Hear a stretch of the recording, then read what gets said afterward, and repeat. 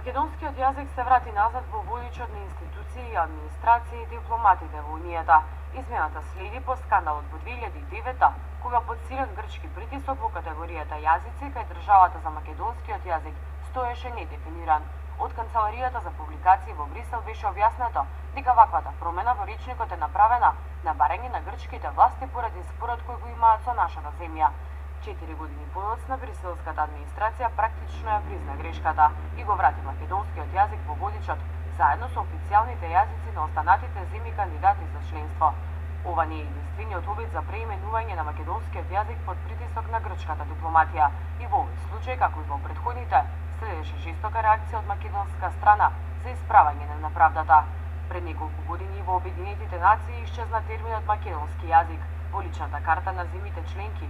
Местото каде стои опис на државата, јазикот и населението беше празно.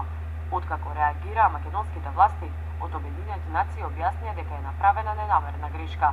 Терминот македонски беше вратен во личната карта, а потоа стигна писмено извинување лично од генералниот секретар Бан Ки Мун.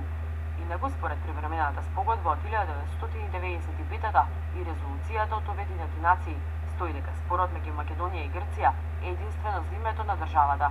Прашањето за идентитетот, јазикот и нацијата никаде не се споменува.